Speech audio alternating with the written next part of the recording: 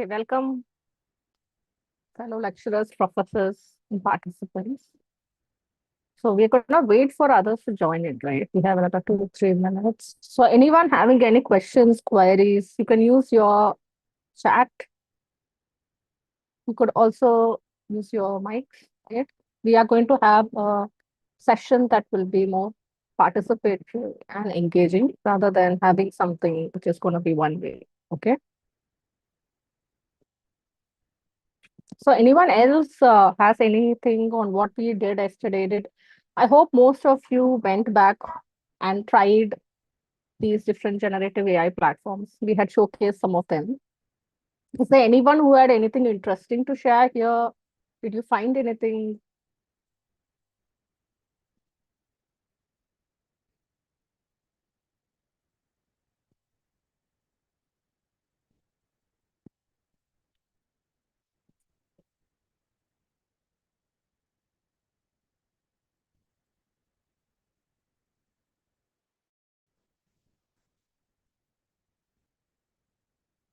Okay. So today we are going to do what we are calling as prompt engineering. So we will definitely try to understand what makes the outputs better, right? Yesterday we did have a prompt. We will in fact today evaluate whether that is a good prompt or not. Okay, using some of the different attributes or features, we will evaluate it. Okay, so yesterday we definitely learned about generative AI. We learned that generative AI basically predicts tokens. What are tokens? Roughly, tokens are about 3/4 of a word. Okay. So generally, to a level, it takes the base variant of the word. So if you have an adjective, it will perhaps take the verb form or the noun form. Okay. And it is going to predict the word that is going to follow it, right? There would also be many other things that it will consider before predicting this word. Today, we will basically learn that. Okay. Now, what is more interesting is many of you perhaps would be amazed or excited. Like I have got a word count here. So when I have done these classes, with other professors and teachers, and I have basically taken the first 3 words that they take to explain what was introduced to them about generative AI or specifically Chat GPT. Okay. So they basically say they are excited, they are amazed. At the same time, they're very worried, right? You can see worried also features as big as amazed, right? So why that is the case? Because it, to a certain level, students are bigger users compared to lecturers, teachers, professors. And definitely the role of ChatGPT or other tools, they work towards reducing the initiative and the work that teachers and professors put into the daily grind, right? So that's one of the reasons. So today, as I'm going to start with this particular slide saying that how can we ensure that students do not rely completely on ChatGPT and they are also contributing something on their own. So yesterday, definitely we discussed an option where we said there are tools which are available which will check whether a set assignment or a text was generated using AI. Okay, we can use those tools, but that would be more like hitting them or addressing their curiosity or which is exactly our job. So rather than only going through reprimandation or punishing them, we could also make assignments or class activities to be less reliant on ChatGPT. Okay, so I will share some 4 ways in which we could do it. So the first way in which we can actually look at this is you can ask students to write. If you're giving them writing assignments, they need to incorporate their experiences or professional goals. So they have to put themselves, you know, as a participant in the essay. Okay, so this is something that ChatGPT perhaps will not be able to do very well. Okay, it is still possible that they are going to run their answers through ChatGPT, but rest assured, you will find that majority of the experiences might come from their own life. Okay, so this could be one way. Second is you can actually temper your questions, especially if you are not in computer science. I understand that if it's a programmatic class or it is something very technical, it may be difficult, but definitely, we can definitely look at the recent events. Like, let's say there is a Nobel Prize, which is won in biology or in physics or mathematics or in economics. You can perhaps, probe them to write around these. Maybe, this will motivate them to go through the work of these scientists, or at least using ChatGPT, they will browse what is the work they have done. And somewhere they can then share what they think, whether this, what about the invention, what was the, effect of these theses, or how world has reacted, how it has incorporated these things, right? So this could be another way in which you can actually make students work a little harder despite taking assistance from ChatGPT. The third way is you basically, I think this is actually being done in many colleges where they have CEP, right? So you can ask them to do live models or multimedia projects and ensure that it is done by them only. So this will mean that even if they are copying something from the internet or they are taking someone's help, they will still learn something in the process. And finally, we can actually do scaffolding of assignments. That is, rather than looking at every assignment as a standalone, just like a lesson, you can basically, make them into a nested system where the students' work is going to be in continuation to the work that they have submitted before. Somewhere, for example, even when you are having your curriculum, you are not jumping from A to C and then coming to B, right? There is going to be a continuity thread. Similarly, in your assignments also, rather than making them standalone, you can make students, look at that as a continuation of the previous work they have done. And these four steps, I think, in addition to using tools where you can check whether they are completely using ChatGPT, will help you to ensure that people are learning and they're also motivated rather than simply using these tools in classrooms. I would request anyone having, is there anyone who has any other comments on this? Do you guys have any point of view on this? Do you think there are some other clever ways that you're already incorporating and ensuring that students are not simply using ChatGPT? You can definitely put your remarks in the chat room, or you can voice your ideas here for others to watch and learn. Okay. Okay, so let's come to ChatGPT. So here you can see that I've just created a small model of ChatGPT. Okay. We think, so most of us are saying that ChatGPT thinks, we know it doesn't think, right? So what is it actually doing? So let's say that this is ChatGPT. You can see that I have just put a representation of here, and you can see the ChatGPT somewhere is learning basis. You can see here, there is a context, there is a role, there is a grammar, there is a meaning, right? So it is definitely going to apply these kind of different levers for prediction. So you will find that, let's say I am putting this input, right? The weather was very, I want ChatGPT to predict the next word.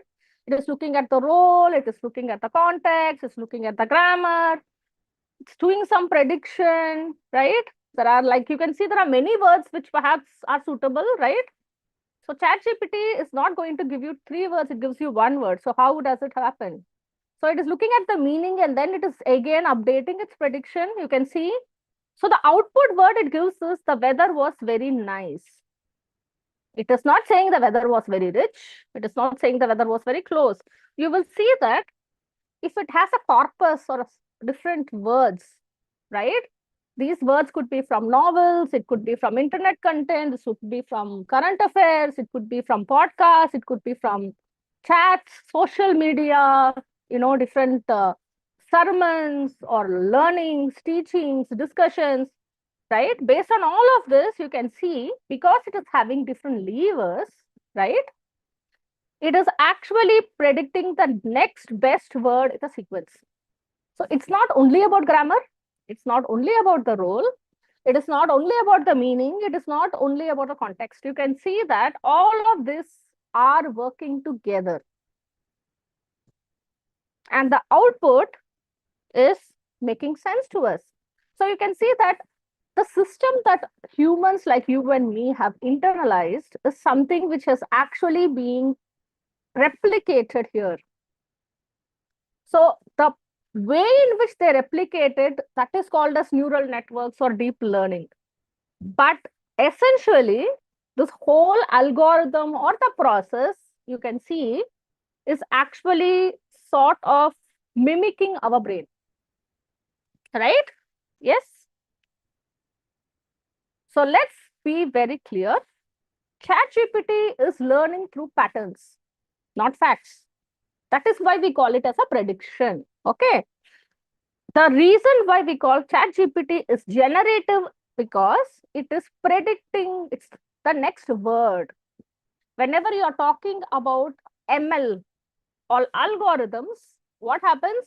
It basically predicts the outcome only, right? For example, if you want to give a loan to someone, right? I don't need ChatGPT because my output is going to be either I will give him a loan or I will not give him a loan, isn't it? So this is called as a classification problem. So I would perhaps look at a pattern algorithm. Let's say it could be a logarithmic regression or something, which is going to be much faster and more suitable for this kind of problem. In ChatGPT, right, it is mimicking the way our brain is working, taking into cognizance all of these different sources, right? Sometimes it will be much better trained than us because humans can say that I will no longer read, I will only see movies or I will only see Instagram. Whereas ChatGPT, you can see that every time ChatGPT new version is coming, they are updating its sources of information, right? That is why it is hosted on huge servers. And you will see that it is also becoming much more expensive and it is taking a lot of our natural resources like electricity, power, water, it generates heat. So a lot of things are intrinsically linked with these kind of systems. So a chat GPT learns patterns and based on these patterns, it predicts what come next. So a chat GPT does not know what is a fact, what is not a fact. So if this is the case, then we can ask, how can I ensure that ChatGPT is actually going to, tell me something much more factual? You can ask that, right? So what we can do is, let's go back. I'm just going back to something like this, right? So here you can see I have got two things. So in ChatGPT, there are two things you should consider. One is called as a temperature. The other one is called as a top P. Okay. So when you are having these numbers to be on the lower end, it always gives you factual things. It is not going to be very creative. Okay. So you can actually say that let's fix temperature. So we are not talking about our temperature, it's talking about how creatively it can generate outputs. So if I want it to be very creative, I can put my temperature to be very high. I can also have my top P. Okay, this also can be very high. Okay. Okay. So you can see I have fixed it to be very high. You can see that my outputs will now be very creative. You can see it's telling me the outputs will be very varied, creative, and expressive, right? This is going to be not factual. This will not be dry output. This would be very creative output. So now I can say, please talk to me about the ongoing crisis in the world and express this in a block. Okay. So rest assured, this outcome will going to be, something which could be factually wrong, because I have given it the permission to be completely creative. It can assume things, it can claim things. Okay. So you can see it is writing things like this. We live in a time that complex layered crises are unfolding simultaneously. You can see, the kind of language it's using, right? Conflict. So it's writing things. But basically, whenever you are giving it much more creative onus, you have to cross check each of the things that it is writing, right? So let us contradict the same thing. When I change my temperature,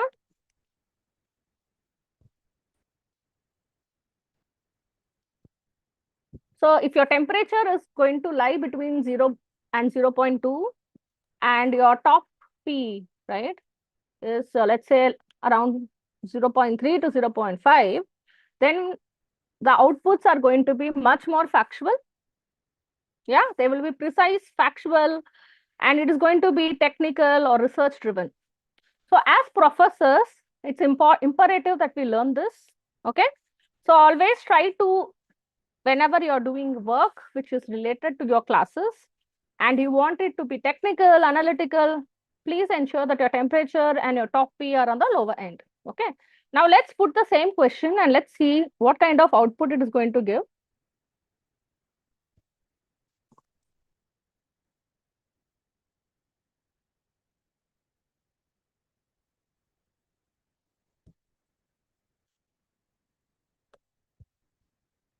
So you will see there will be a language change itself. You can see right now, you can see this is almost like an essay where it is just talking about what has happened. Can you see this? So look at this blog. Now this blog entry that we had, right? You can see this is, look at the language here and look at the language here. Yes, correct?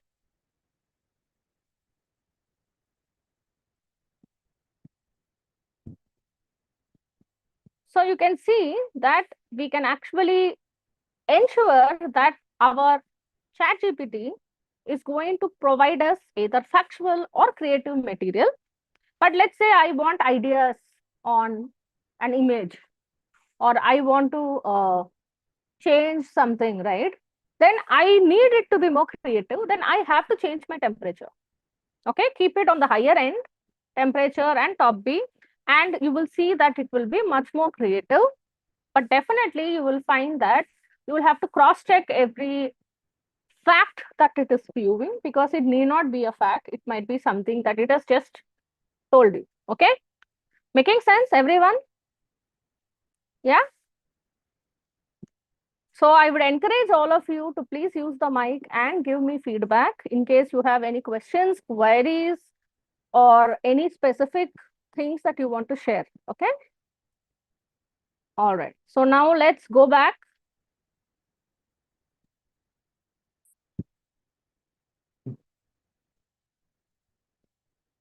So as I was telling you, you can control how these wheels are going to churn. So basically, when you are giving the temperature and you are going to give the top P, right? You are actually going to have lesser words who are going to be generated, because they need to have high probability. Okay. You are going to give more importance to context. And basically, you might give less importance to the role or the grammar. Okay, so I have got, okay. So Durai Pandey is saying that I didn't receive yesterday's feedback form. Okay. So, Durai Pandey and others, today we will have XLR people taking 10 minutes to talk to you at 4 o'clock. I will suggest you to basically tell them this, okay, that if there are people who have not received the feedback form, people could not mark their attendance. Between 4 and 4:10 today, you will have people from XLR addressing you. So kindly use this time and voice these concerns, okay? Shall we move ahead? I'm sorry for the interrupt. Actually, 4 to 4:10, the other team member is joining, and they're explaining about something important. So attendance link every day we are sharing at 4:30. So dear faculty members, I request please not to ask the attendance link in the between the session. I request you all to wait till 4:30. 4:30 to 5:30, the link will be active. No, actually, there is Durai Pandey who's saying he didn't receive yesterday's feedback form. Yesterday's, which is already closed, yesterday's feedback Okay. form, again, we will not share it by today. Okay, fine. So Durai Pandey, let go of yesterday's feedback form. Today you will get it. Okay. All right. So let's move on. So now today, since we are going to do prompt engineering, right? So let's understand prompt engineering using one of the Gen AI apps only, which would be ChatGPT. Okay. So why we are using ChatGPT? Because ChatGPT is readily available somewhere. It is now part of our systems, right? So we are going to learn prompt engineering using ChatGPT. Before we get to this, we should understand ChatGPT, right? So you can see these are the features. I have listed 6 features, right? So let's understand how ChatGPT goes. I hope that all of you already use ChatGPT. Okay. So no issues. I'm going to show you my ChatGPT screen so that you understand how it basically looks, feels, and everything. So like I showed you here, right? This is my screen. You can see this is my screen where we just changed the temperature and we generated something, right? So this is basically where I can create text, right? I can also create some images if I want. So for example, you can see that yesterday I had done something like this. So I had put some picture. You can see this. I wanted, you can see this is the picture I had. Okay. I wanted this picture to become much more formal like this. Okay. So you can see it has actually given me a picture. You can see that it has generated something. I have actually used this particular picture in my PPT. So you can basically do these kind of things. So you can see in the same chat window, I can create pictures. I can also get text outputs. I can also get coding outputs. So for example, here you can see I have asked it for a code, create a SQL, right? So you can see that it has given me an SQL code. So you can see that even if I'm not using Codex, I can use this screen. All right. Okay. Now you can see that this is my main window. Look at the left side. Okay. You can see that this is a window. If I press it, I get a new screen, right? On the top of this text window, I basically have different models of ChatGPT listed to me. So here you can see that I have basically signed up for ChatGPT Go. So it is showing me only these models, but there are more models which are available. Okay. So I will show you some of the models which are available. You can see I have gone in OpenAI, I'm showing you. So you can see there are these different models. You have got ChatGPT 4.5, ChatGPT 4, ChatGPT 4.1, ChatGPT, you can see 4.1 mini, right? So these are the GPT models. What does this mean? These are basically meaning that these are generative prompt transformers. That's what GPT stands for. Generative prompt transformers. So it basically uses a transformer to basically understand what you are saying and generating the output and showing you, output in a nice grammatically coherent and cogent fashion. Okay. You also have O models. Okay, so these O models are basically reasoning models. Okay. Okay, now you can see that you can access ChatGPT. So you can see these are you can see it's a reasoning model, right? So yesterday we had this question, I think, from one of the teachers who actually wanted to do using ChatGPT coding, math, science. So you can see she can use this O4 or a O3 model for science, maths, coding, and things like that. Okay. Yes. Now, what are the different options you have? You have a free one, you have a Go one in India, which is free for 12 months.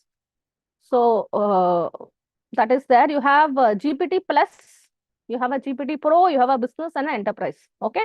So these are the different options that we have. Okay. So other than that, you can see I can get a new chat. I can search my chats. So it can basically show me all the chats that I have recently put. Okay. I can go to a library. So if I've generated outputs, I have generated images, right? I can just put my library to show me all the images that I have generated till now. You can see this, right? Okay. Then if you have created some projects, what are projects? I can basically, I can optimize my chat GPT. So what I can do is, I can basically do something like a homework. Okay. I can create this as a project, right? Now you can see it is just coming as homework. So I can basically use this. Okay. So you can see under project, I've got a project called homework. Now you can look at all these chats that I have done. So I can definitely access old chats. You can delete these chats, or you can archive these chats, or you can share these chats. You can rename this. Okay. Even if you delete these chats, it will be available in the system for 30 days. Okay. But it's always a good habit to delete certain chats. Okay, other than this, you can see there is also this DALI. So DALI is nothing but this is the format. So this creates images. You can see that DALI. So DALI is another generative AI for images. Okay. ChatGPT is actually having some stake in DALI. So you can see that it is available to us using ChatGPT. So you can see here, suppose you want to create. So you can see there are a lot of these presets here, right? So you can see that definitely when you are generating these kind of images, right? So let's say equal to 1, and I'll say top P is equal to, okay. So I have basically put it as very, very, very creative. Okay.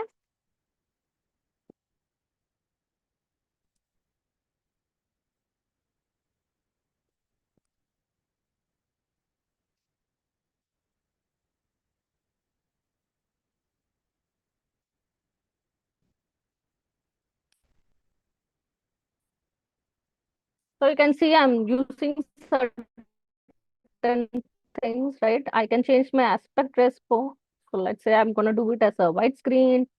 You can see I'm just putting this, and it is going to generate this. Okay.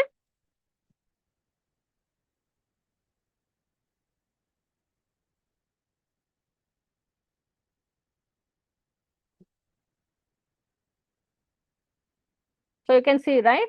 Can you see this? So even if I have had only one line, okay, I have basically covered some of the things.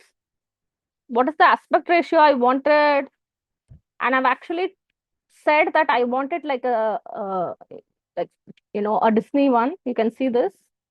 I want a golden hue and a white canvas in a vibrant animated. You can see this like a Disney. You can see that, right?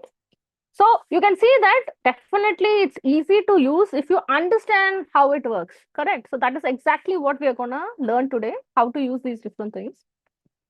Another thing that I want you guys to see is you have got something called explore. Once you press explore, you can see that there are a lot of these things, right? So just like I had a project, right? These people have customized their chat GPT and they have released these for others to use. So you can see I have got some GPTs for writing writing.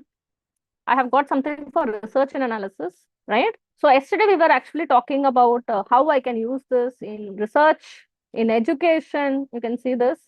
AI for medical students, someone has released by Tech Titan, right? Learn English with Emily, Academic Assistant Pro, right? So you can see these are there, okay? So let's say I use this. You can see that it's been used. There are 2 million conversations, right? So people who are going to use go abroad and they want to improve the English, they can use this. So you can see these kind of apps are available. These are nothing but further customization of ChatGPT into specific areas. Okay, clear? So you can see even for programming, there are there Code Pilot, Designer GPT Code, all of this is there, right? Okay. Okay, other than that, we also know that today ChatGPT has something called as a web browser. It has its own web browser. You can download it. So what happens is, in this web browser, what is very, very interesting is that you can find that not only can you get these, you can actually do your booking, customization, maybe your even trip, everything you can actually do here. Right? So I can open the sidebar here.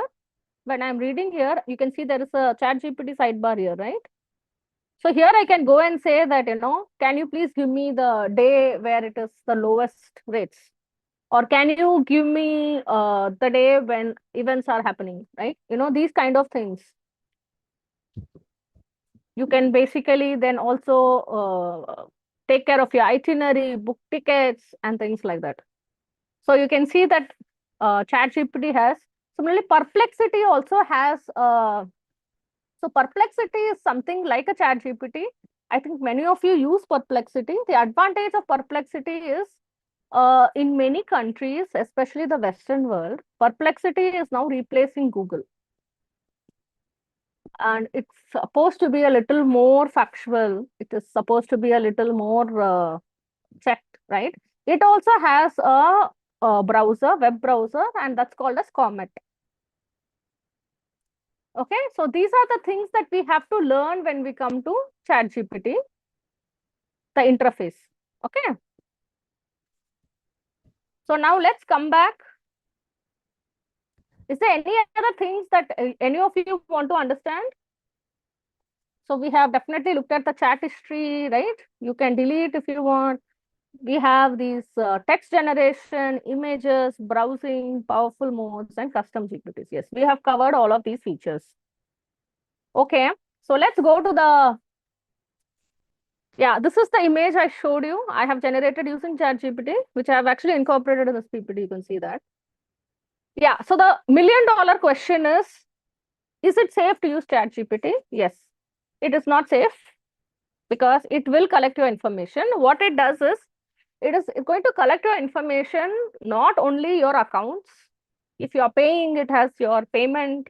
If you are using any third-party apps, it's gonna get information via that. It stores your chat content, right? It is definitely taking your IP addresses, your location data, your device and browser informations, your photos, uploads, everything.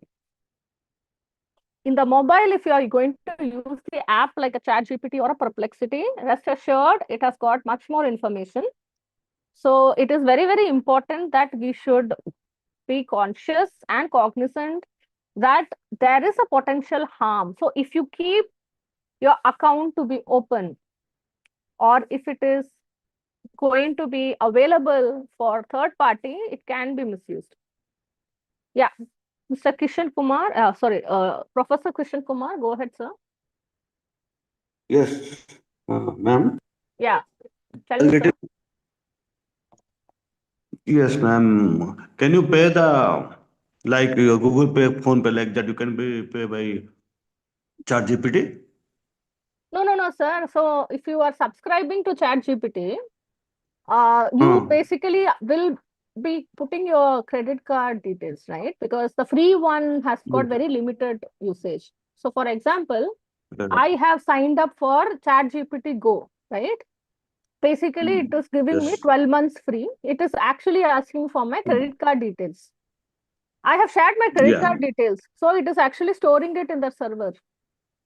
So if there is a hack which Okay. happens, if there is a hack that happens, right? Your details like your name, your location, your browser, your payment information, whether it is a UPI transaction or a bank account or a credit card, whatever you have used, right? Your chat, everything Yes. can actually be used by someone else who's hacked the system. Yes. Yeah, so that is what I mean. Okay. Yes. Suppose it is in Okay. your Okay. mobile, okay, and in the mobile you have stored everything. Like some people even store their password and this, that. It's possible that if you give access to ChatGPT to everything, it might actually start, take image of everything and storing. So it is very, very imperative that especially if you are using it as an app, okay, do not give it access. So I think Okay. in Apple, you have this option Okay. of ask app not to track. Okay, that's one way in which you can ensure that all your details are not there wide in the open. Okay. In Android also, you can use certain software where it is, Yes. Got your point, madam. You can yeah, carry on. You can carry on, madam. okay, sure, got it. That's our answer the question? Okay. Yes. Okay. Okay. So you can see that you can definitely prevent ChatGPT from using your questions and your chats for training. So how do you do that? You go to data controls. So where is data controls? If you go here to ChatGPT, okay. So you have your name here. So here you can see I have got my settings, right? So in settings, you can see here, there is this data control. So you can see here, improve the model for everyone, put it as off. Okay. Please put this as off. This basically means that at least the chats that you are doing will not immediately be used or accessed by ChatGPT team. At least you have said that you cannot use my chats because you are going here and switch from on, you have changed it to off. You can see that. What does model improvement mean? Allow your content to be used to train their models. So you can see I have switched it off. So you can also include audio recording, video recording and all, right? So you can see that I have just switched it as off. Okay.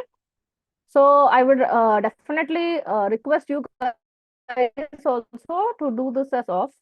So once you do that, you can see another thing happens. Yeah, Kishan Kumar, you want to ask another question?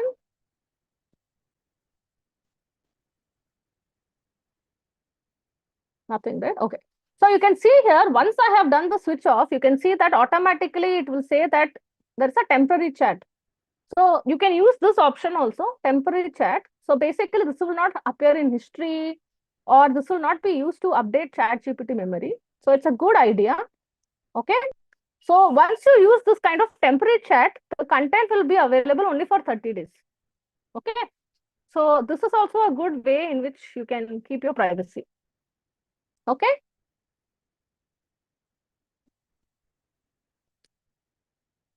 All right. So this is something you can do. Okay, now let's talk about measures to keep your identity and your confidential information and privacy. Okay. First is do not share any sensitive information. So if you are doing some research or you are asking something as an administrator or this is very, very confidential, please not put that information directly in ChatGPT. Try to mask it or try to use temporary chat or, I mean, basically try not to put it. Okay. Second, it's a good habit to delete your conversations. So if you delete your conversations, it will be available for 30 days, but after that, rest assured it will, ideally, it cannot be used by ChatGPT. Okay.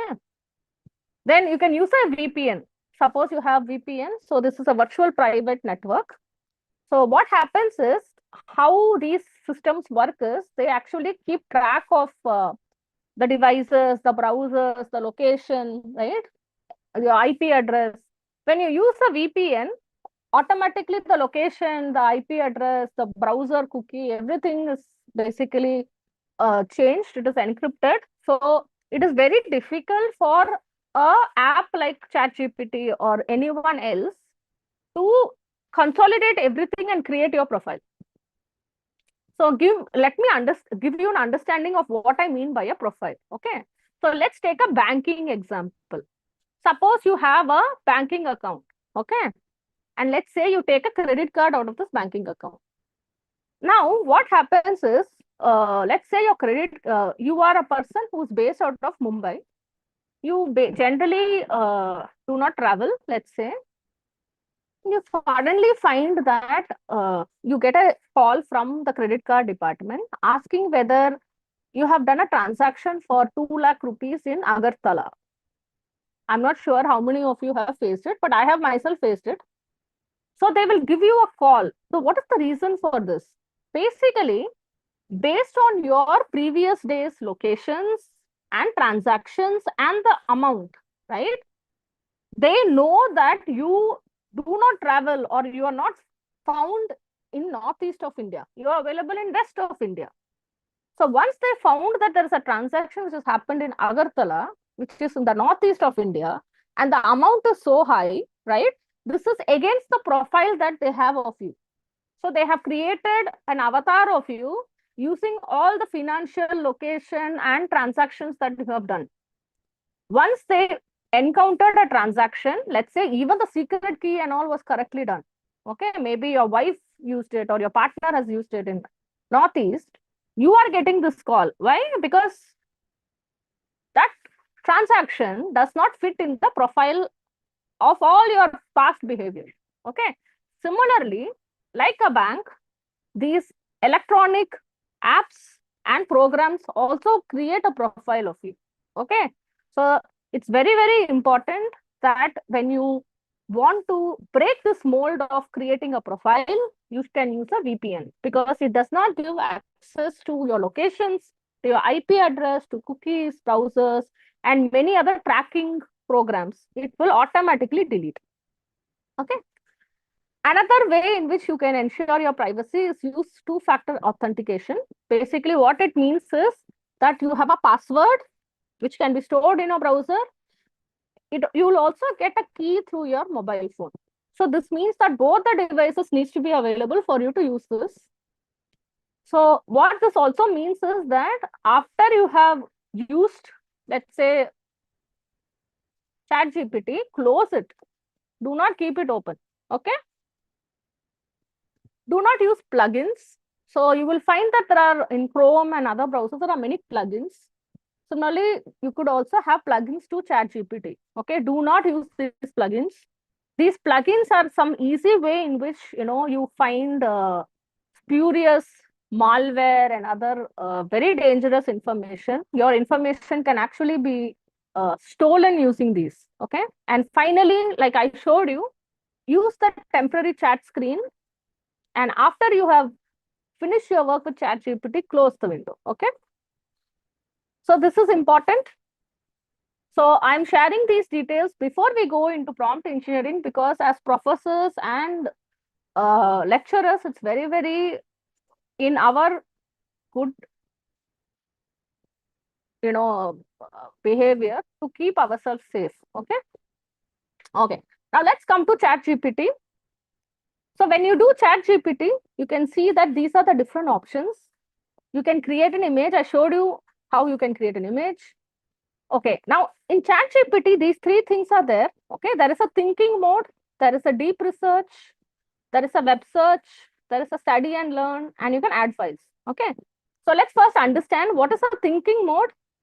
Basically, you can ask ChatGPT to think before it gives an answer. Okay, that is what we mean by thinking mode. In deep research, it will not simply think. That is, thinking mode is nothing but from a transformer point of view, it is also putting some reasoning to the answer that it is giving. That is called thinking mode. When you are asking it for a deep research mode, okay, what it will do, it will actually go and look for a lot of articles. it will read a lot of articles, it will read a lot of citations or publications and dissertations, if at all they are available, and it is going to enlist everything, just like a PhD student, it will do that.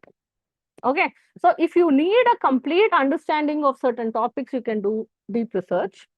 Web search. So what is web search? I told you, right? Whenever you have a chat GPT or similar kind of apps, they get updated periodically. Okay, it could be once every 2 years or something like that.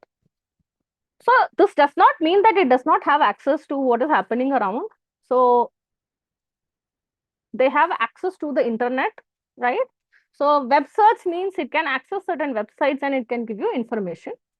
Then you also have study and learn. So basically what happens in study and learn is that it is possible for you to basically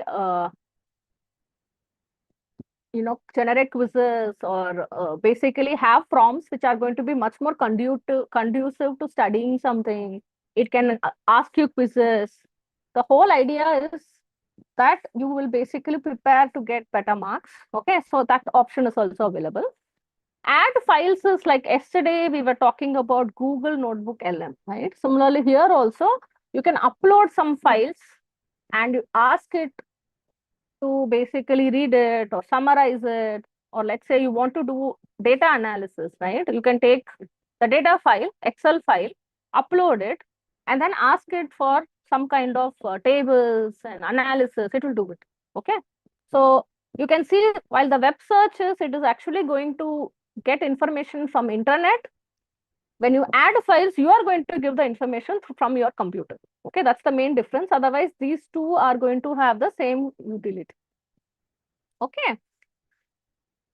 So what is a prompt? So before I show you some of this, let's understand what is a prompt. Okay. Now, what is a prompt? Anything that you're going to write here, that's called as a prompt. Essentially, you are putting something, okay, instructions or a question or something, and you want some output. It's called as a prompt. So when we are saying prompt engineering, we are essentially going to, develop the prompt structure in such a way that you will get the best output in one go. This is what we call as prompt engineering. So for example, if I look at a prompt, right, you can see that I basically want to achieve an objective, which is an output from ChatGPT. So it basically essentially has got 4 parts, a prompt. It will have some instruction. So for example, if I want an image, I will ask it to generate an image. If I want it to write something, I will say write a blog or write a post, or I will say, ask it to help me understand, right? So these are instructions. Okay. Context. I can definitely give some context. I can say that, understand that in the world of Harry Potter. So I can basically say, right, I can ask a question on Harry Potter, and I will basically say the context that please refer to book 1 of Harry Potter or something like that. So that's a context. I can give a input data and I can ask for an output.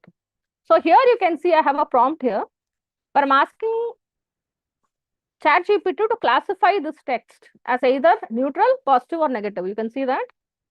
Then I'm giving some input data and just I'm asking for an output. Okay. So you can see that these are the prompt. Definitely this prompt that you have, right? Is it engineered? Maybe not, because I have not given it any example. So based on whatever training it has had, right, from ChatGPT and other people's posts, it is going to give me an output. Okay.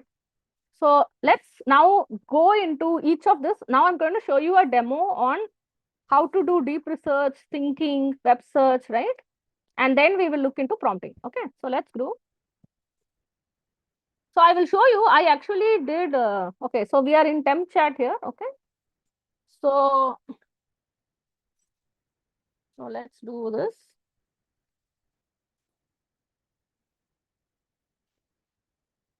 Okay, so I'm asking it to use thinking mode.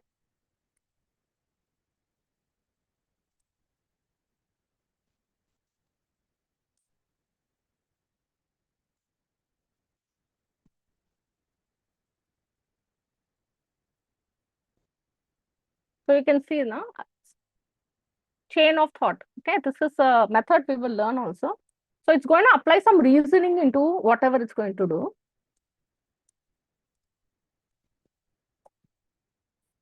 So I've asked you. So I'm asking for the ill effects of high AQI on children in my city. Okay.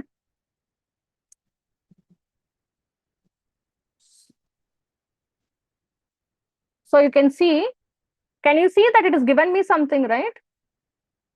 So this is actually coming from the internet, you can see. So it is having web sources. Okay. Now you can see that why children are more. You can see that it is giving me some information along with the sources. Can you see that?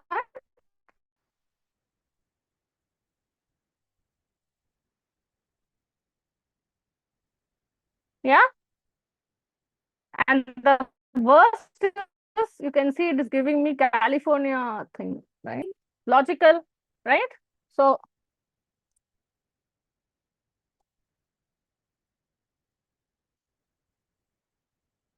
I'm asking it whether this was very factual.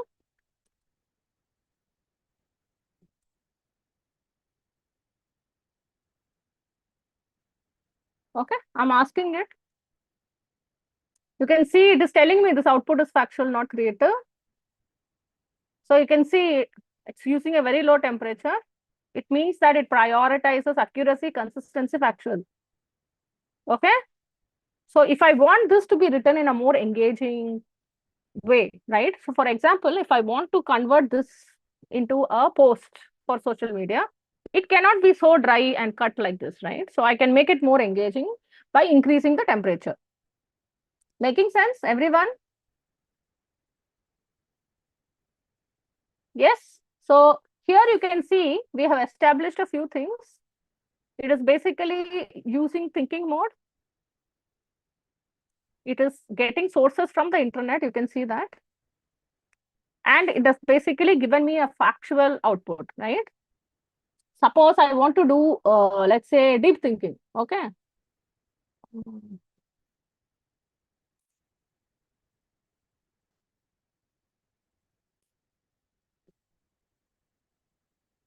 Okay. Sorry, deep research, not thinking. That's all.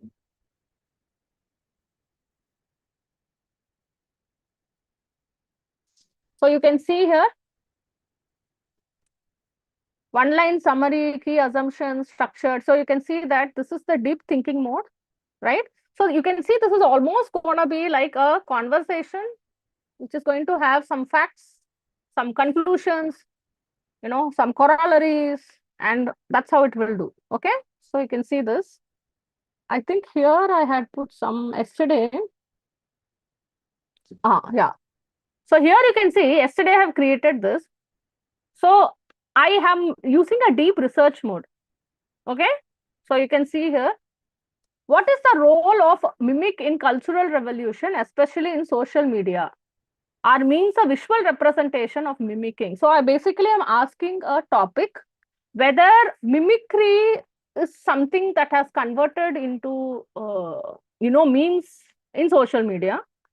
I'm asking for a deep research. So you can see it is thought for 15 seconds. Okay. You can see what it has done. I did a deep dive and pulled together research grade synthesis. Okay. Cultural revolutions between 1966 to 76 to how mimicry shows up in social media. You can see core concepts. You can see for everything it has given me some source. So giving a source does not mean that you can just consider this to be truth. Please go to the source and cross check it. Okay. How mimicry functioned during social revolution are memes a visual representation. So you can say that yes, memes enact a form of mimicry, but not the full social logic of political mimesis. Can you see this, right? So what are the similarities? What are the differences? So similarity is it's a template-based replication. It is signaling, and people who accept it are all in a level identify as a group, right? What are the differences? You can see there is no particular person who's authoring the style. Anyone can take credit, and there is a difference between what someone wants to say and how it is perceived. That's also possibly going to happen, right? So you can see that this is some deep research it has done, and you can see it has given me a lot of huge, essay type answer. Okay. So I can ask, is this a factual representation? So I can ask that also. It will give me some answer. So although it is going to give you an answer, you can always go back and check. Okay, clear? So you can see when I've asked this question, it is giving me the sources, right? So you can do further research if you want. Okay, clear? Okay.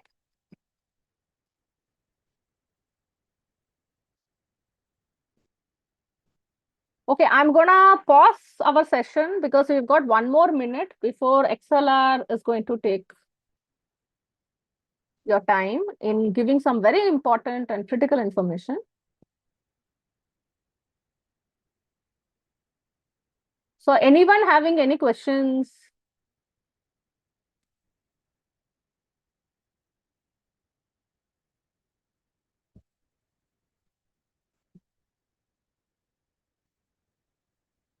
Or anything before we go into prompts? Yeah, Saida, yeah, tell me.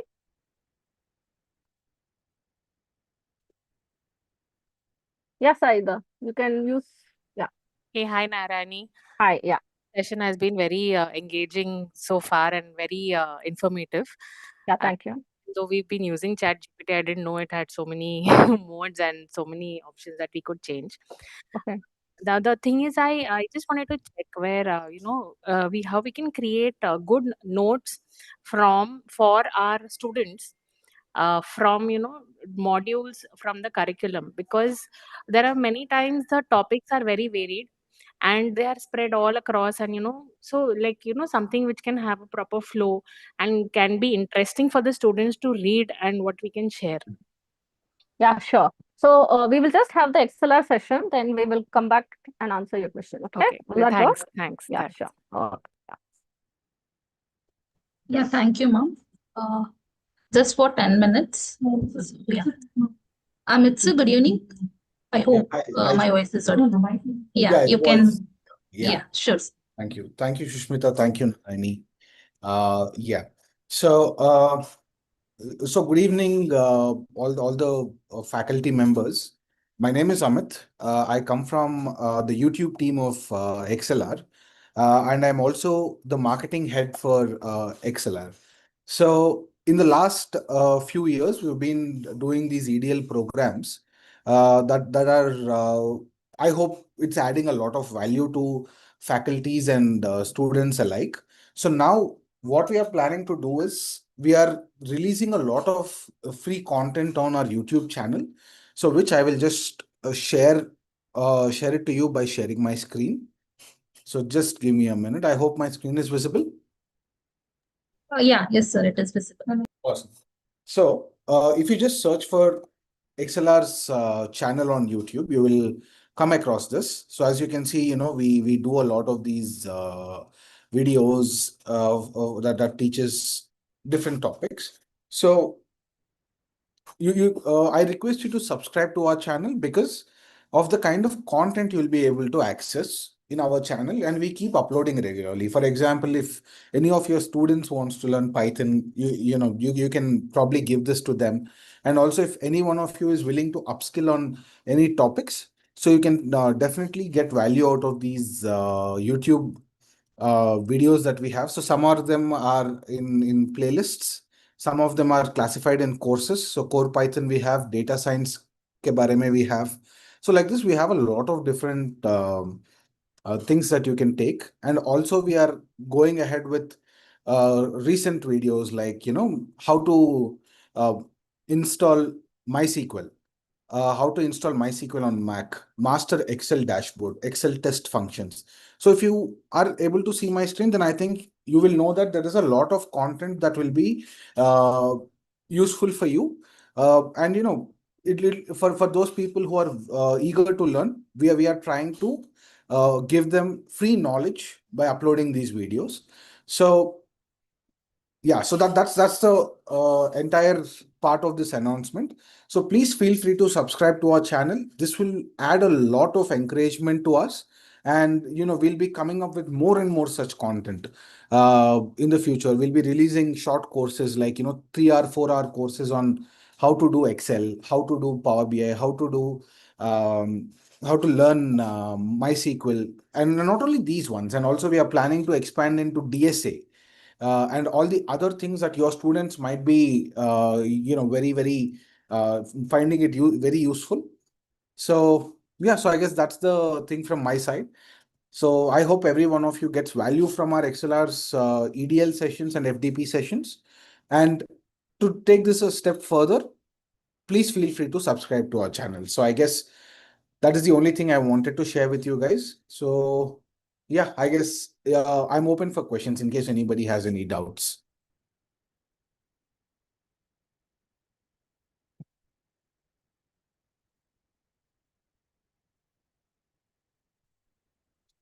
Okay, I'm assuming there are no questions. So thank you, everybody, for joining this session. So I hope we'll keep meeting going forward. Yeah, thank you all. Yeah, thank you, sir. Narayani ma'am, you can continue the class.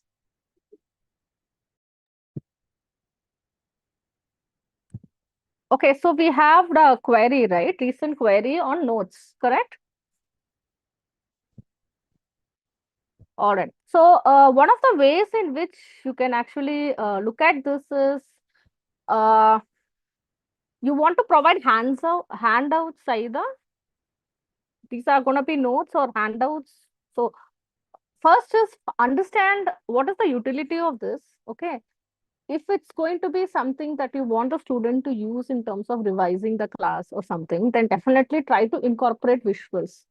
So we do have these different ways in which journaling works, right? So you have these diagrams in which people basically learn. So that's one way in which you can definitely create notes. Another important way in which you can create impact in these notes is by asking questions, okay, quick questions, for which the answer is very probably evident, but the logic of why this answer works, okay, is something that you can then detail in your notes, okay. Then you can also basically use cases. So whenever you are giving notes, provide use cases. I will myself give you an example. So in I think yesterday we did OOPS programming, right? So in OOPS programming, there is this concept of abstraction, then there is a concept of instance and everything, right? So it sounds very, very hi-fi, but in reality, you always have, right? So whenever you are going to build a house, right, you have a blueprint. So the blueprint is actually what a class is. So for students, maybe you can take the example of either the building, like I'm telling you, or a car, right?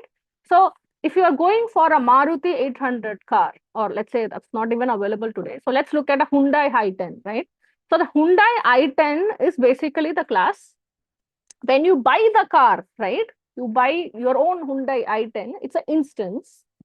And let's say you are going to look at what is Hyundai i10. So there are going to be some features which is available in the blueprint, right? So how do you compare it versus some other car? That is going to be the abstraction. So let's say it is having a 1.2 engine. It's going to have these AC or these seats, right? These are called abstractions. So you can basically use information or instruction to basically touch upon these topics in a very personal, but still, like a cue. You can have these visual cues, or you can have these use cases, something in your notes. I think that will make your notes much more engaging. Am I making sense, Saida? Hello?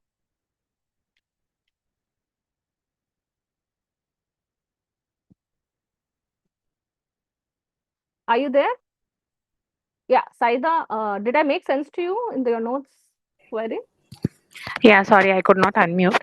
Yes, but the thing is that is there any A way in prompt. which, yeah, a prompt, or there are times where now for me it so happened that I joined in mid sem, and the subjects were very new, the time was very less, so I didn't have a chance to really study the subject, and I just so in that case, how do I really use the AI tools to make most of the Yes. most So of it? yesterday we were talking about this tool, right? Google Notebook LM. So what we can do is either use that where you are going to upload your syllabus, your textbook and everything, right? Then you can actually just ask uh, the Google Gemini, or in ChatGPT also go to the study portion, right? Upload whatever content you have got, right? And then you basically ask it to basically explain something like, so you will do role playing now. Suppose, right? Explain this like I am a high school student, or explain this like I'm a 5-year-old. And I want this. So you can put your that 1 day syllabus or pedagogy, whatever it is there. And it is actually going to go through the content and it will explain it to you. So it's one of the things that we will learn. Okay. So you can see here, I've got role prompting, right? So here you can basically do that. Similarly, let's say you're going to take a test. So think that I'm a student who's going to take this test. So you can upload this content and you can say that, can you please provide me a quiz of 50 questions? Okay, out of which 10 will be MCQ. So you will find that ChatGPT itself, or even your Google, will provide questions which you can then take up. Am I making sense? So that's where we are going to learn the different type of prompts. Okay. So bear with me, I'll just show it to you. Okay. Am I making sense, Saida?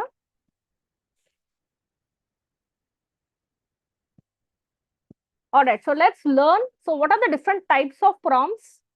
So we have got text summarization, information extraction, question answering, text classification, conversation. So just like you're talking to Siri, you can also talk with ChatGPT as a conversation. You can have code generation, reasoning, data analysis, role prompting, sentiment analysis, right? So you can have all of this context asking, right? So let's look at some of these prompts.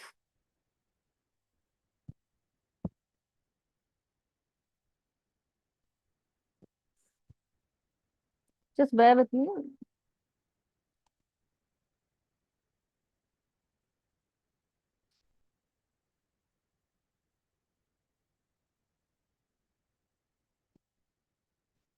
Okay, let's go to this one. Okay, so you can see this, right? So, okay, Saida, I also want to share with you this. You can see that there is this link you have got where there are use cases that ChatGPT itself has put up for university educators, for high school teachers. Okay, so you can definitely use one of these. So, for example, you want to create slides for your talks, right? So you can basically click here. You can see automatically, can you take these thoughts on my lesson and turn them into bullet points, right? So you can upload your documents, right? And you can put in your thoughts, thought 1, thought 2, thought 3, like that. And it is actually going to, provide you outputs. Yeah, Saida. Yeah, your screen, I can only see examples of prompts. Oh, okay. Sorry.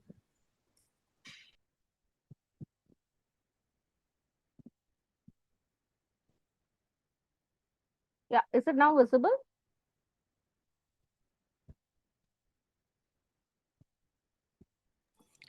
Yes. Okay. So I've just got this in ChatGPT itself. You can use this link. So for educators, what they have done is, although we are going to learn the prompts, they have basically assimilated some of the constant prompts that we generally use as professors and teachers. So if you use this link, which I've shared, you can actually find some of ready-made prompts. Okay. Similarly, we also have for high school teachers. So the reason why I would definitely want you to do this is that this also has got some of the links which may be useful. For example, creating a curriculum, or making a tailored lesson, or a hands-on activity, or a quiz. Like for example, you can see here, if you want to do a quiz, a very quick quiz, right? It basically is giving you the prompt. Can you see that? This is going to be a well-engineered prompt. So it also tells you what all you have to do. Can you see this? So you can see this is role prompting. Can you see this? How this is? You are a, so basically I'm telling ChatGPT that think that you are a, let's say, BTech electrical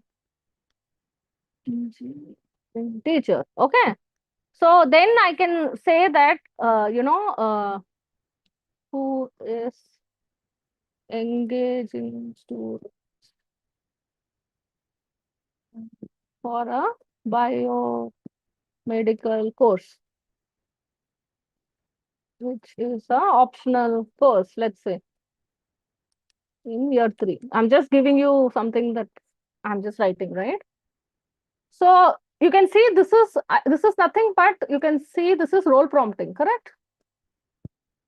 So I am telling ChatGPT, think that you are a BTech electrical. So whatever my role is, I'm telling it that. Okay. And the job is what? The course is what? Biomedical course. Okay. So sorry, not biomedical. It should be what? Biomedicine or whatever. Okay. And this is an optional course. So students are all taking this as an open elective. Okay. In year 3. Then you can put the chapter name. Okay. The content. Or you can basically upload the document for the which is basically relevant to the student. Then you can say write 25 questions for a quiz on whatever chapter 3. Okay. And you can also you can say that I want 3 questions to be very simple. Okay, directly. I want 5 questions to be case study based. I want another 10 questions to be slightly difficult. Like that, I can actually write. Okay. So you can see whenever you have a prompt where you are asking ChatGPT to think that it is taking up some role, right? This is called as a role prompting. So for example, if you're a marketing manager, you will prompt in ChatGPT, think that you're a marketing manager of a FMCG company. You are introducing the so-and-so product. Okay, so this product is a new introduction. It has got so much of output and comments on usage. People are very enthusiastic, like that. I have to give some kind of literature and context. So I'm asking it to take up a role. I'm introducing it to the whole product. Then I can ask it to do something. Make sense? Right? So like that we can do. Okay, now let's look at some of the prompts. Okay, so can you see my screen, everyone? Okay, so here I have got a prompt where this is a question summary prompt. So I have put a paragraph. You can see antibiotics are a type. So let's just change our temperature. So temperature is, let's say, 0.7 and top P is, let's say, 0.7. Okay. So basically, this is going to be somewhere moderate in terms of factualness as well as, okay. So you can see that after I did this, it gave me this kind of, can you see even when I got this, when I changed the code, right? This code itself has changed. Can you see this? So it is now being a little more creative. It is saying that I will use an inner join, right, in code. So this is a simple SQL. Initially, it gave me a code which is a simple join, right? Once I made it a little more creative, it has converted that into inner join. You can see that, right? So basically, it has changed from a MySQL to, I think, Postgre or something like that, right? So these kind of things happen, okay? So let's have this. So antibiotics are a type of medication. You can see I put a paragraph and I'm just asking it to explain it in one sentence, right? So it has given me something. Now I made it very factual and I asked the para to be summarized in one line. Now you see it's giving me exactly in one line. Antibiotics kill or stop bacteria, but don't treat viruses. And misuse causes resistance. So look at the language. You can see there is a huge difference in the language between the first one and the second one. Okay. Clear? So this is summary, text summarization. This is a text summarization task. So what are the keywords here? I have to first give a text, right? Then I'm asking it to, I'm giving it an instruction, explain the above. So this is the text summarization. This is how the prompt should look. Okay. Now let's look at question answer kind of thing. Okay. Suppose I am not uploading the content. Okay. I am actually going to write the content. Alternatively, you can upload your document and then you can give these instructions. Okay. So you can see initially I'm giving it an instruction, answer the question based on the context, right? What is the context? It is either the para that I'm going to write or you will upload the document. So if you're uploading a document, you will say that answer the question based on the content uploaded. Keep the answer short, concise. Respond unsure about answer if you're not sure. Okay. Now you can see I am giving the context. Okay. I've given some context. What is the question? Was OKT3 original sourced from? This is the question and I'm asking it for an answer, and you can see that I've just put answer and I've left it. It is giving me an answer. Can you see this? Yes? Okay. So this is the other one that we basically learned.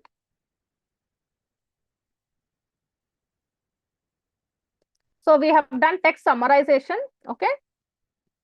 We actually did information extraction as well as question and answering, right? So information extraction is we have some abstract set of context which I have just put.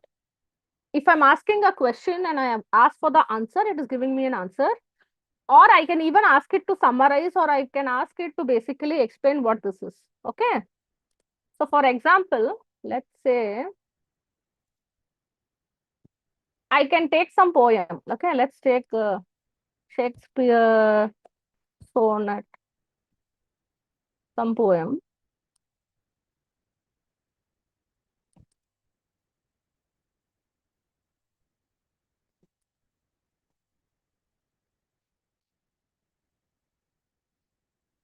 Okay, so let's say I have got something like this.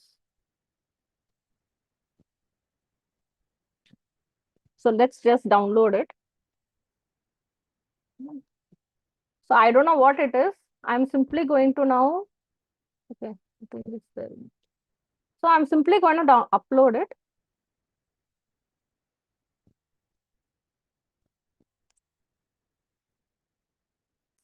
So here I'm going to say,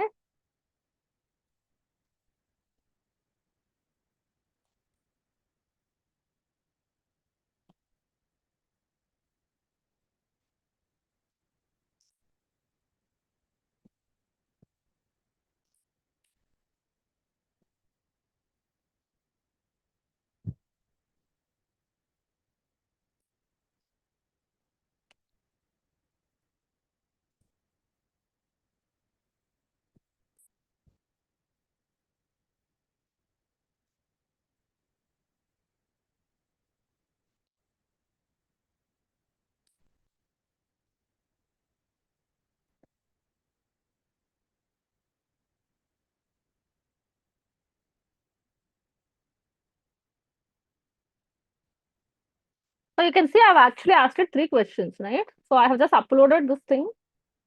So you can see it is giving me an explanation. It's giving me meaning and interpretation. Okay. So you can see it is actually giving me 3 important points. Summer is temporary, beauty fades, but your beauty will live forever, right? Elements that qualify it as a sonnet, you can see, right? Rhythmic scheme, structure, theme, volta, right?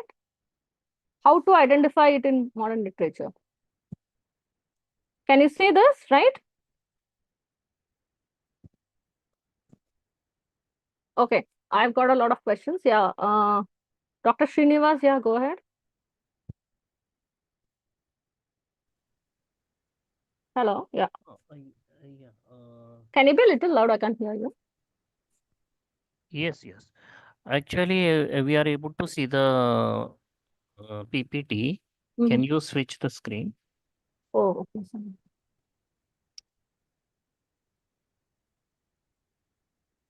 Okay, sorry. No, that. So what I've done is I've downloaded this sonnet from the internet. Okay. And I have just asked ChatGPT, can you please tell me what the sonnet is saying? Okay. Now it is a question and answer. But I did not stop here. What are the elements I know that qualifies it as a sonnet? How can I identify the reuse? So you can see this. This is to a large level. What kind of prompt is this?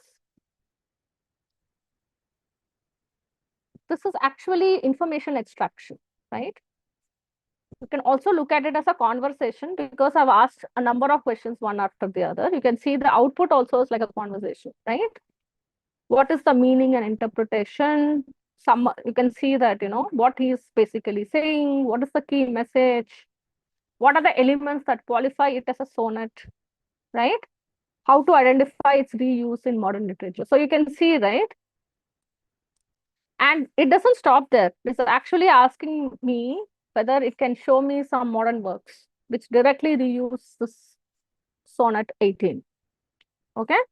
So you can see that this is how you can basically learn more, understand more, interpret it more. So it's possible for you to keep on. So if I say yes, but I am interested how it is used in, let's say, so Tamil cinema. Okay.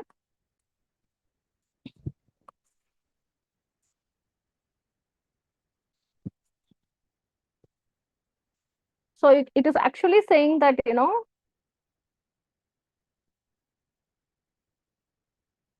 it is saying no, it is basically not being used, right? Now, let's say it does not have any information for that, correct? So, of course, it is not going to be directly used as, the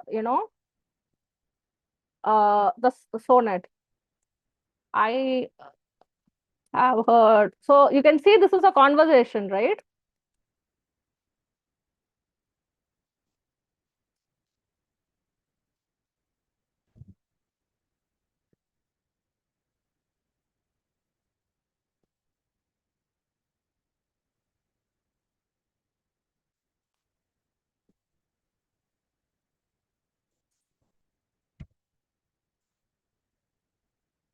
So you can see that, how this is happening. So you can see it is doing some comparison as a metaphor. What are the difference, right? So you can see there is a cultural translation. So it's even giving me some names. So you can see something like this, right? So similarly, you can do it for Hindi cinema, Kannada cinema, Bengali cinema. You can do all of that, right? So you can see that the prompt, I basically need to get the correct pulse so that I get the output. Okay. But then I can always do a continuation. Okay. So this is what we are calling as prompt engineering. Okay. So somewhere you will see that it itself offered me that it can give me some information. But once I say I want to know how it is used in a particular language, it actually could not locate anything. So you can see that I am then reorienting it. So once I'm reorienting it, what is it doing? It is basically checking for web sources and its own information compared to this language, and it is giving me some points, right? Now we should also understand that a lot of this may not be correct only. So you always need to basically check for them. Okay. Okay. Now let's come to, we were talking about some reasoning models, right? So what is a reasoning model? So here you can see I went to the market and bought 10 apples. I gave 2 apples to the neighbor and 2 to the repairman. I then went and bought 5 more apples and I ate one. How many are remaining? So you can see it is giving me a step-by-step answer, right? This is called as a COT, where it basically solves it step by step. These are also called as the reasoning models. So when we were talking about O3 or O4, this is what we are talking about. Okay. So this is another kind of prompt. You can actually see that this is also useful, this kind of prompting, which is called as COT, chain of thought, right? This can actually be used in scientific or programming languages also. Okay. Now let's look at another prompt. So here you can see, classify the text into neutral, negative, or positive, right? This is awesome is negative, this is bad is positive. Wow, that movie was rad is positive. Now I wanted to give me the what kind of sentiment does this line have? What a horrible show. So you can see there are two things I'm doing. Okay, this is an example of a sentiment analysis. Okay, the sentiments that we are talking is neutral, negative, positive. So nowadays you can also have many other classifications as sarcastic, sad, things like that. Okay, angry. So you can have these kind of sentiments also. Here we are only having these. And to classify what I mean by neutral, what I mean by positive, what I mean by negative, you can see I have given examples. Okay, suppose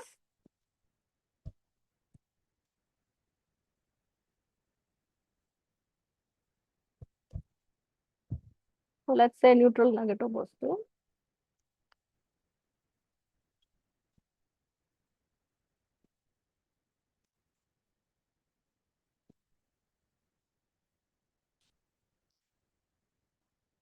Okay, suppose this is the line.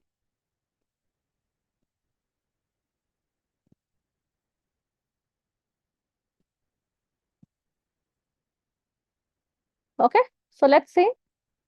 You can see that it is giving it a neutral. The tone is neutral. Can you see that? Now you and I can actually sit and argue whether this should be neutral or this should be positive, right? Some of you might say that this is a positive spin. Some of you might actually say it is neutral. That's correct, right? So based on the examples I have given, right, where this particular post is there, it is neutral, I guess, because you can see there's a positive, there's a negative, and there is a positive. So it is basically looked at it from a chain of thought point of view, and it's saying it's neutral, right? So this kind of prompt where I'm doing a sentiment analysis, but you can see that I'm giving some examples, right? This kind of prompt is called as a few shot prompting. So I do not exactly ask for output. I give some examples. Am I making sense? Okay. Now let's give an example for, you can see here, I need the latest stock price, not historical data. I am looking at SBI bank stock, okay, whether it's making profit. So you can see it is giving me some information. So what is this an example of? It's an example of web query. Okay. So maybe we can.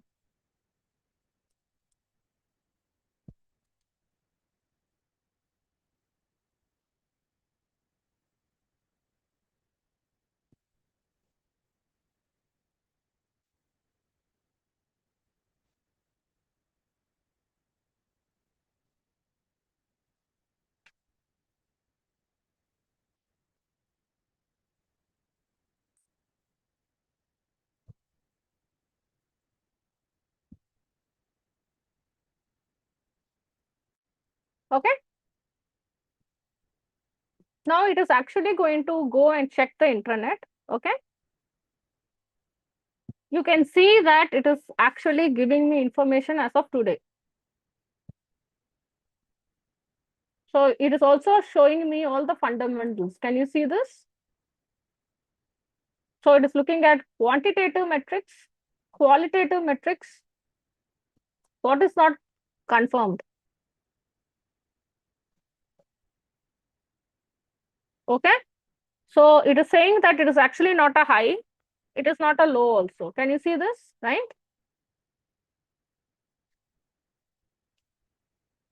So ideally, it should have pulled intraday. So it's now offering to do that. Can you see that? Okay. Because I did not use that particular query. It is not giving me correct information. So ideally, how should I have designed this prompt? I should have actually asked it to look for the intraday changes for SBI at BSE today. Tell me what are the different points of high, what were the different times it went low, things like that I should have asked, correct? So that is where we understanding prompt becomes important. Okay. So let's look at this. Okay, so we learned something. Yeah, okay. So let's look at another thing. This is an example for a conversation. So the following is a conversation with the AI research assistant. So you can see that this is an example of a conversational prompt. Okay. The assistant's tone is technical and scientific. So the human is, hello, who are you? So the AI is giving some information. So the human is giving me some question and that AI is then giving an answer. Right? So we can take this chat. So let's keep the temperature as 0.7 and okay. So it is going to be creative, but it will still be using very few words. Okay. So I'm again putting the same question. Let's see how it answers.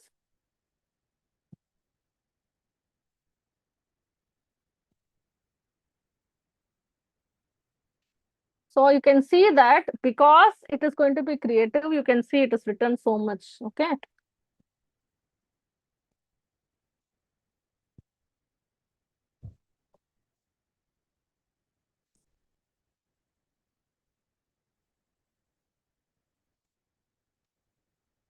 Right? Can you see this? Right? So this is an example of a conversational prompt. So you are setting up the background. Okay. Then you are also writing the conversation, how it goes about. Okay, so I've got some of the people putting some questions.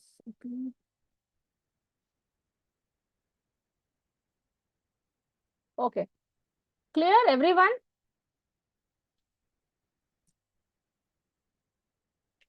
So we did this, I think we.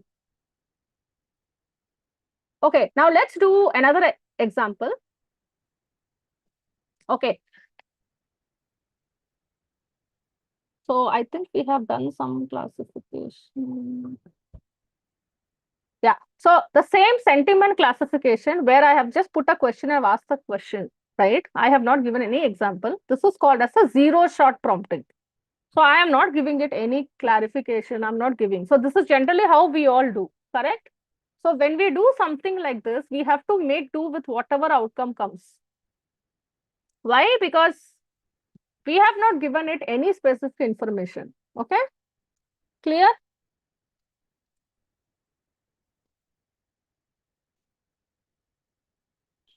So similarly, I think there is another prompt here. So I've just asked, what is the AQI today across Indian cities? Simple conversational prompt, right? These are the current air quality estimates. Can you see this, right? So you can see that New Delhi was unhealthy, Mumbai was poor, Chennai was unhealthy, Bengaluru was poor, Kolkata was unhealthy, right? So this is very, very, very bad all across the metros. Okay, clear? So maybe we will do an example of data analysis. Okay.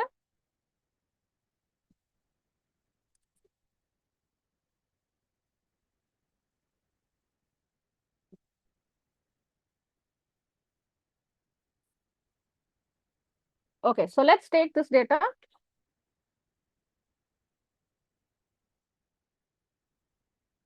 I don't know what data it is. Okay, it has got some sales data. Can you provide me a dashboard based on this data that can be used?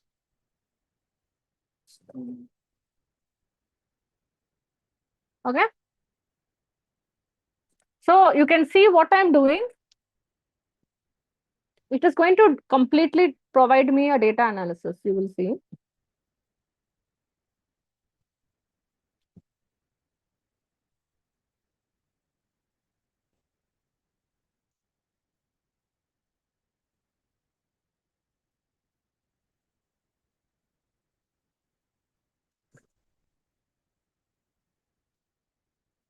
You can see this is the data. I've got order number, order date, order type, customer name,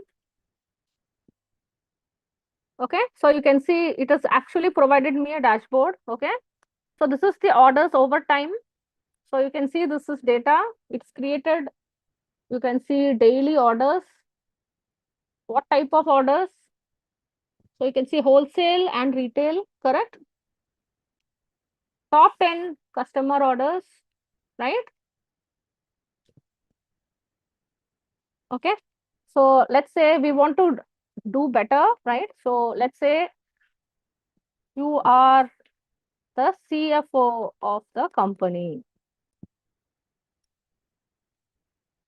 We are interested in maximizing our profits.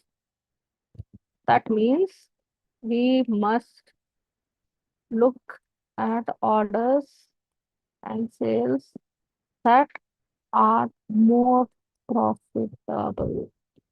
Provide me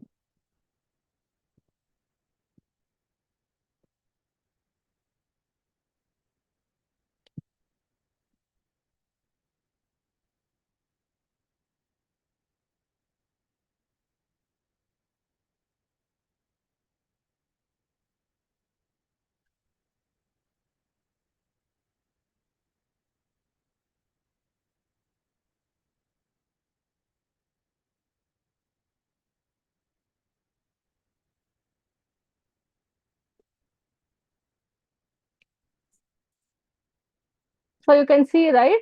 It is actually given me the dashboard. CEO profitable dashboard, metric, value, right? So profit by order type, it is saying that, wholesale orders are more profitable than retail orders, right? 10 top profitable products, monthly profit. Can you see this? So you actually have got a ready-made data analysis tool in your hands. Yeah, everyone. So we've done data analysis. Okay, we also did, I think, COT, right? Where was that COT? Apple count, right? This is logic driven, right? Reasoning prompt. Then sentiment analysis we have done. Context asking we did, right? Conversation we have done. Text classification we have done, right? Okay. Now let's understand. I've also given you a few examples, but now let's understand into the type of prompts. Okay, we basically looked at the first three type of prompts here as examples. We know what is a zero-shot prompting. A zero-shot prompting is one where you never give any example. You directly give the instruction and you basically give an input statement and you ask for an output, right? That's a zero-shot prompting. What is a few shot prompting? A few shot prompting is where you give some few examples also. Okay, that is there. Okay, then we have something called as a chain of thought prompting, right? In a chain of thought prompting, like the Apple example, you ask it to provide a step-by-step logical reasoning. Okay, that is called as a chain of thought prompting. So it will force it to use reasoning and it will write it down. Many a times you will see that in ChatGPT, if you use a maths problem or a logical problem and you use a zero-shot prompting, the output will be wrong. You should ideally go for a chain of thought prompting. Okay. Chain of thought prompting in ChatGPT and prompting world is called a COT. Okay. Now, we have looked at examples for all these three types of prompting. Anyone has any query? I'm going to now demonstrate the general knowledge prompting. Okay. So let's look at a general knowledge prompting. I think, yeah. So what is a general knowledge prompting is nothing but I have some knowledge. Okay. So you can see here, I have got one knowledge. I have got the second knowledge here, right? And then I basically am trying to understand something. This is called as general knowledge prompting. Okay. So either you can put the question first and then bring the knowledge, or you can put the knowledge first. So what is the difference between the examples and the knowledge is, in general knowledge prompting, you are actually going to explain certain concepts. Okay. Or you will talk about some facts which really happened in the world. Then you will ask questions. Okay. That's the difference. So for example, part of golf is trying to get higher point total than others. Yes or no? This is my question. So you know that this is an example of a question prompting, correct? You're asking a question. Now, what is the knowledge? I do not know anything about golf, so I've just downloaded something from the net, I put it. Golf is a precision club and ball sport in which competing players use many type of clubs to hit balls into a series of holes, okay, using the fewest number of strokes.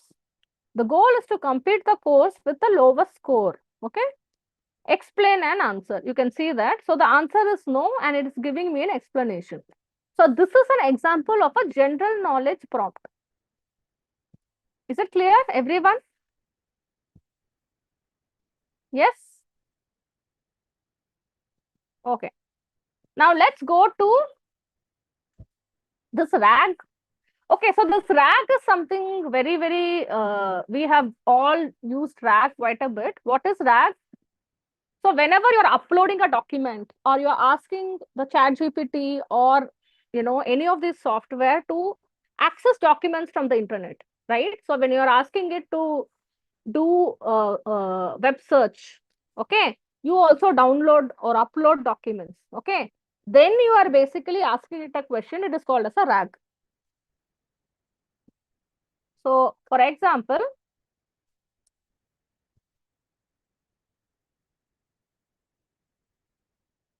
okay, let's just ask, how is RAG different from general knowledge prompting?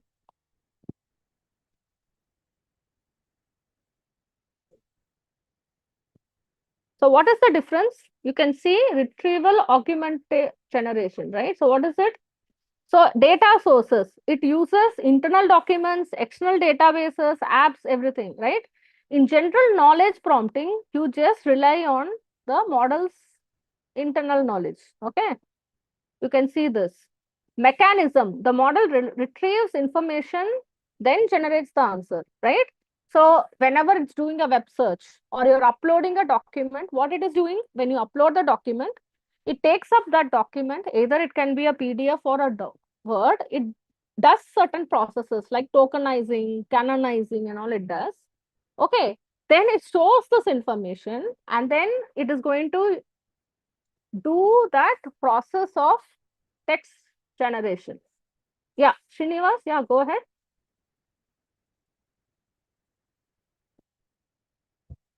Yeah, Dr. Srinivas.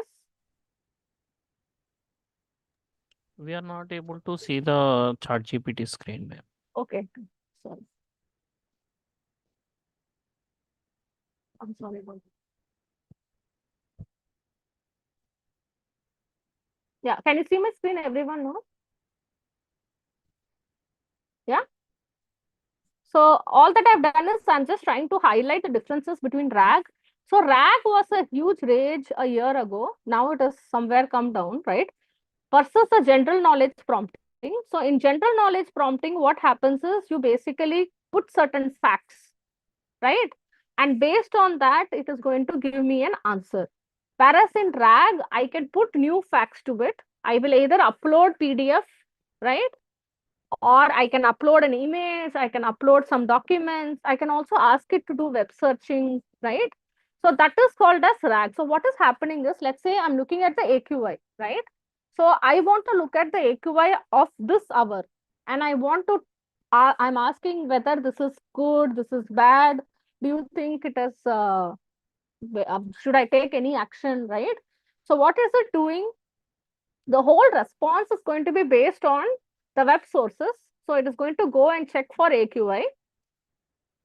And based on that, it is going to give the response, right? So this is much more dynamic. So whenever you are using your Google Notebook LM or you are trying to use ChatGPT web sources, or you're uploading a document, you are essentially doing RAG. Am I making sense, everyone? Now, the point is that whenever you're uploading something, we know that ChatGPT retrieves or retains this data for 30 days at least. Even if you delete, it is accessible by the company staff for 30 days. Okay. So if you want that data to be completely removed, then you have to write an email to them. Okay. So that is where the limitation comes. Clear? Am I making sense? So let's do an example. General knowledge prompting. Who is the CEO of Microsoft? So it is not actually going to go and search. Why? Because during training information, right, it automatically was trained on this information. So if the model was trained and updated in August, let's say 2025, then based on that information, it is going to give me some update. Okay. Whereas in RAG-based prompting, okay, so it is actually going to go to the intranet, check who is the CEO, and then it is going to give an update. Am I making sense, everyone? Okay. So in RAG, what is happening? It is retrieving the information. Then that information is going to get tokenized, right? Why we are talking about tokenization? Because these models, it only predicts the tokens, right? A token is approximately 3/4 of a word. Okay. Yeah, Sheikh, go ahead, Johnny.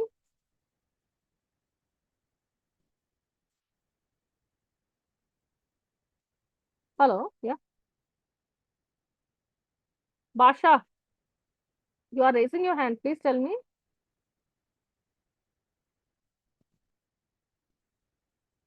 Hello. Basha, hello. I can't hear you. Okay, right.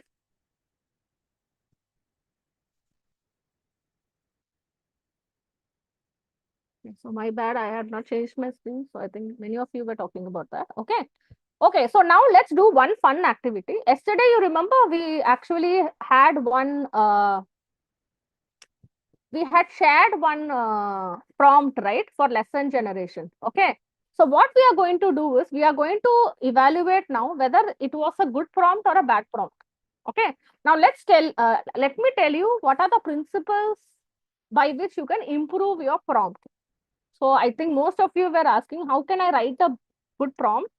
So now I have told you based on the examples and the processes that prompts follow, right? So we have already looked at what are the different types of prompts. We have also looked at what are the different ways of prompting. We have a zero-shot prompting, COT, so much, right? Now let's look at the 5 main principles by which you can improve your prompt. The first is you can give directions. Okay? You basically will not give instructions, you will give directions. Okay. Second is you can specify what should be the output format.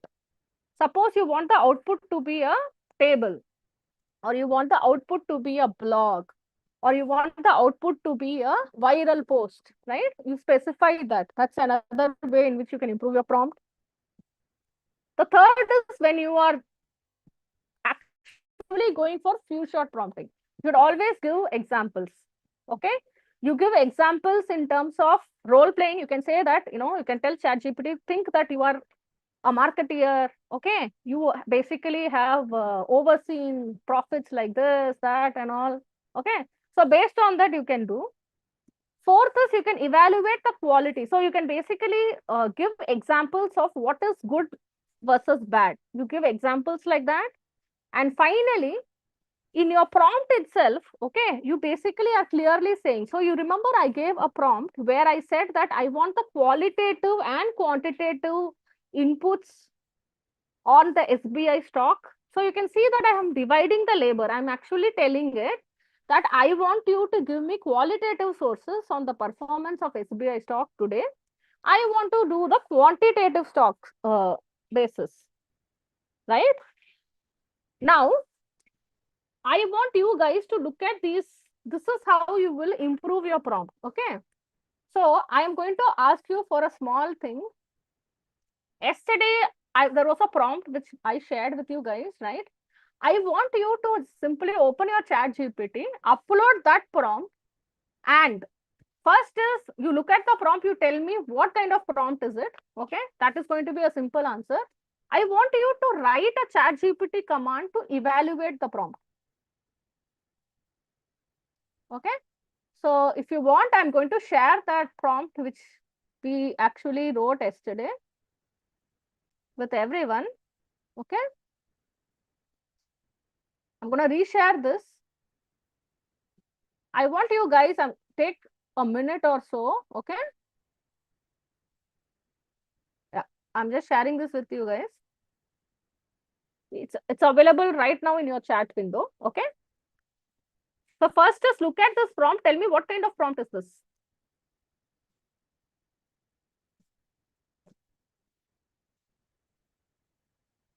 So yeah, so you basically have the example of prompts. What kind of prompt is it?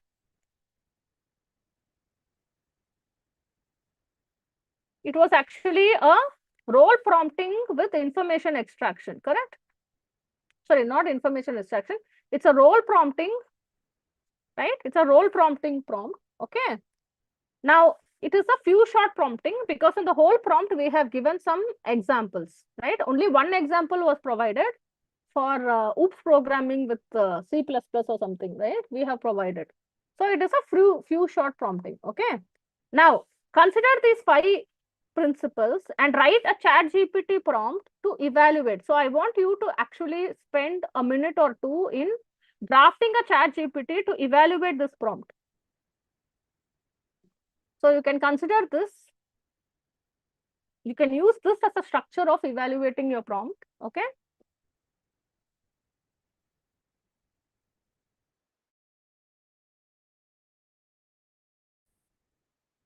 So maybe you can spend 2 minutes.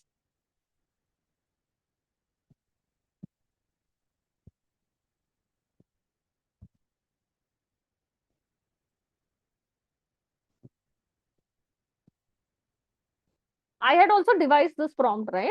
So I will share what answer I have got and we can compare and contrast whether you've got the same answer as me. Okay.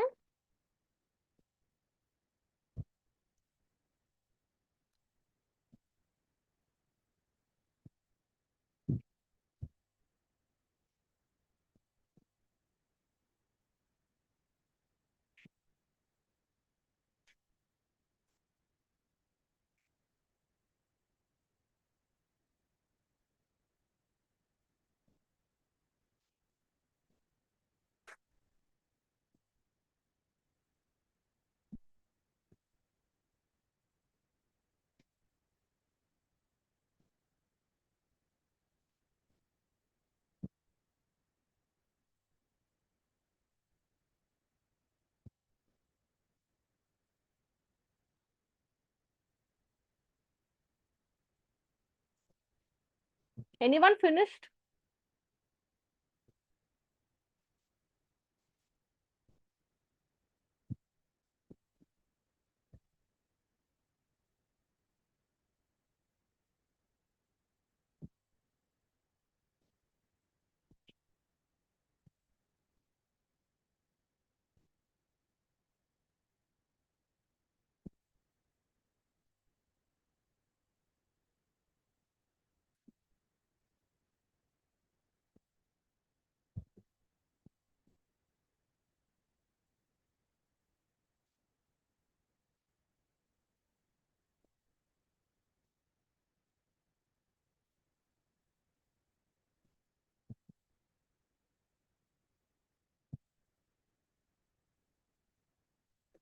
Okay, so let me share what prompt I had done. Okay, so let's see whether you get the same thing, right? So this is the prompt I had written. Okay, so I had uploaded this prompt and I've written this. Evaluate this prompt we have generated on the 5 principles of prompting. Give directions, specify format, provide examples, evaluate quality, and divide labor. I want the output to be like the tables. So you can see I'm actually, I'm actually specifying the output, right? Where we get your qualitative and quantitative rating on each of these aspects. Also provide comments and additions that can be added to improve the prompt. Okay. So you can see, so it's an evaluation of your OOPS class prompt based on the 5 principles of effective prompting. So it is giving a 10 marks to directions. Okay. It assigns AI a role, correct? And specifies the context. The instructions were well scaffolded, ensuring focus and domain alignment. Specify the format. 9. We had very clearly said that we want this as a word, this as a table, this as a graph, right? Provide examples, it's good. So that it means that here I can improve. Correct? Evaluate quality. You can see this is the area which is very moderate. Why?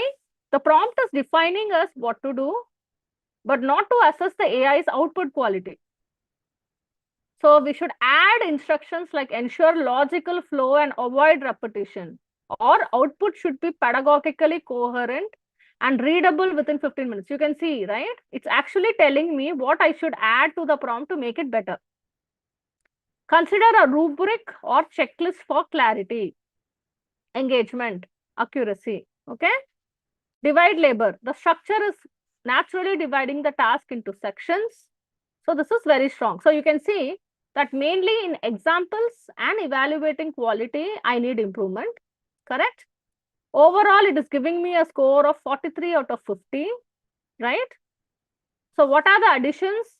Tone directive, validation cues, iteration control, right? Output constraints. So you can see that I can keep the limit on the words. So to a level, it is very important to keep a limit on the words, because after a certain generation, it will stop. Okay. Add output quality signals. So how many of you got similar kind of output? Is there anyone who actually cracked this, guys? Yeah, Saida. Yeah, I got a similar output, Very nice. but Yeah. it gave me a star rating. I mean, my That's fine. That's fine. prompt was a little different. But overall, yeah, in the 4th and 5th point, no, for me, for the 4th and 5th point, it gave me a lower rating. And Okay. the first 3, it gave me high rating. Okay. Okay. So you used a star rating, which is 5 points, is it?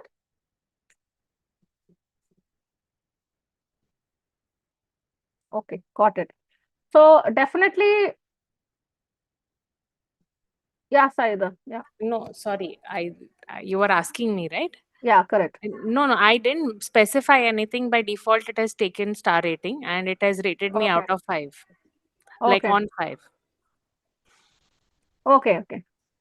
So since I have used the word quantitative, it has taken a 10-point rating actually. You can see it's giving me, you can see that everything it's writing is a consequence of the words I have chosen. Since I've used the word quantitative rating, it's taken a 10-point scale. Qualitative rating, you can see it is just giving me some adjectives, right? Right.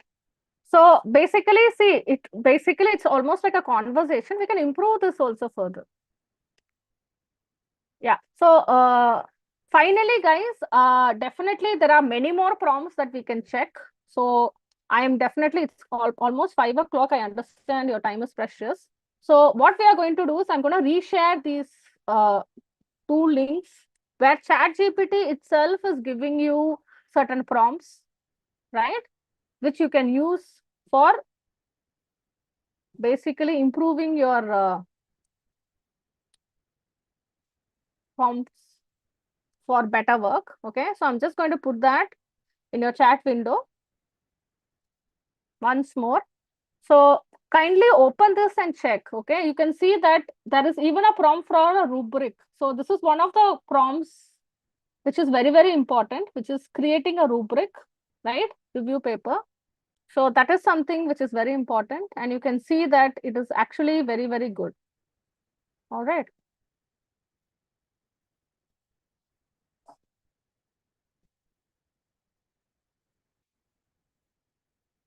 Okay.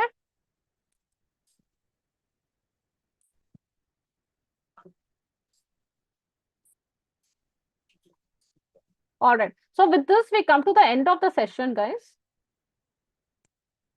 So I hope that the session was very useful to you in terms of understanding how well you can mold the ChatGPT platform, and you can basically use it to better your courses. All right. Thank you so much, guys. See you tomorrow. Yeah, thank you, ma'am. Thank you so much. Yeah, thank you. Bye. Yeah, so dear faculty members, just a reminder, kindly mark your attendance without any fail. As you all know, 60% of attendance is mandatory to get the certificate. And make sure that you all mark your attendance by using only one mail ID. If you have used the mail ID yesterday, whatever the mail ID you have used yesterday to mark the attendance, the same mail ID should be used for all the 5 days. And some are asking for the yesterday's attendance link. The yesterday's attendance link can't be shared. So the link will be active only till 5:30.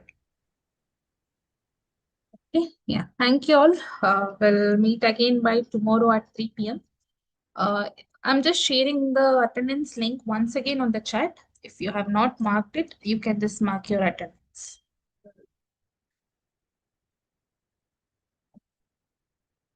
Okay, thank you all. Thank you for joining.